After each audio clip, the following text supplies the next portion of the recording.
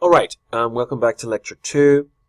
In the first lecture, we talked about, or we defined what databases were, if you like, a home for a range of information and data, different types that we can be able to bring together and create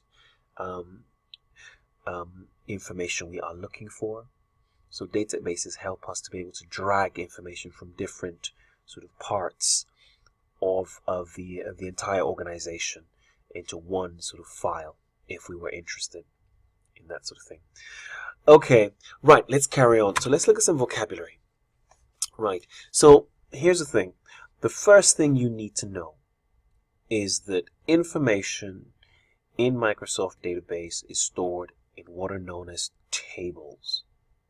Now in Excel, we just call them Excel sheets. Yeah. So when you open an Excel sheet, you just see an Excel sheet and you can type in information, blah, blah, blah, blah, blah. But typically, like I say, with Excel, we're typically dealing with numbers, aren't we? And you, of course, you have text in Excel. But typically, Excel is working around with those numbers. But in database programs, we're dealing with a lot of data as well as text information and dates and that sort of thing.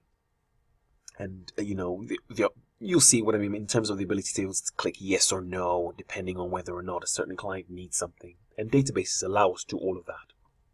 So in database programs, we're basically working with tables.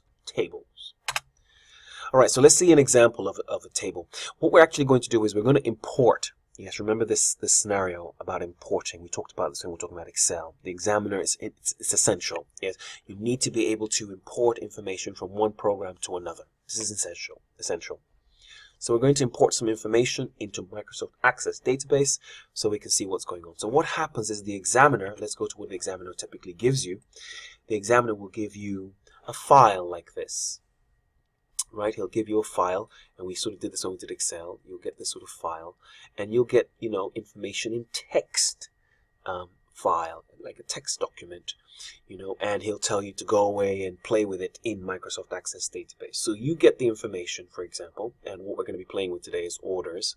I'm just going to copy that and put that on my desktop. Yes, yeah, just copy and replace. Let's do that. Then what we do is, this is the first time you're seeing this, probably, is that we go to, let me just make this bigger. So you can see how we do this. I want to extend this.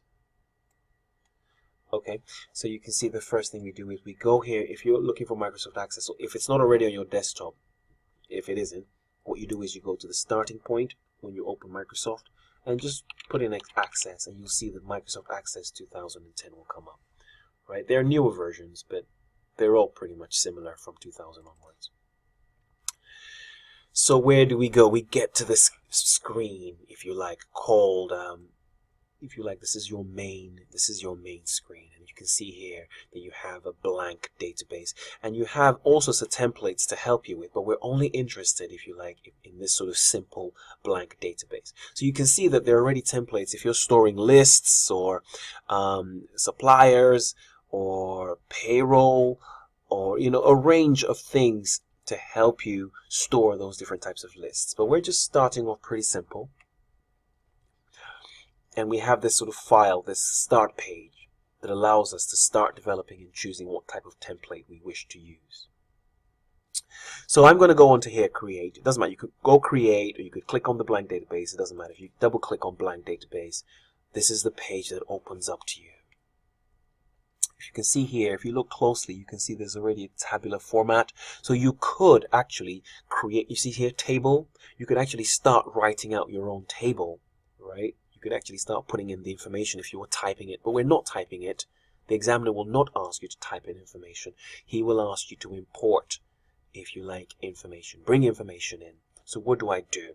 Yes, I've opened this up, and then we go here to external data.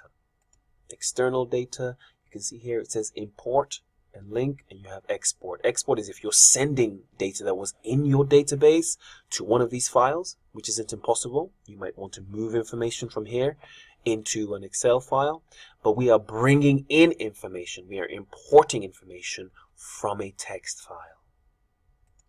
I'm going to click on text, And you can see here I go to browse. Yes, and I look for my file. I know it's on my desktop. So wherever you stored yours. Click on orders and click OK. Right, and what we're doing is we're bringing in here, we could call this a list of customers, if you like. That's really what this is. This has got, you know, some names of people that we're going to sell some things to. But it doesn't really matter what the list is for. It's just this process of importing. I just want to show you how to import again and what a table is. When I click next, it's telling me, of course, that the separation of the data is by commas. We always click this box. First row contains field names. We will come back to the meaning of the word fields, but you'll see that in a second.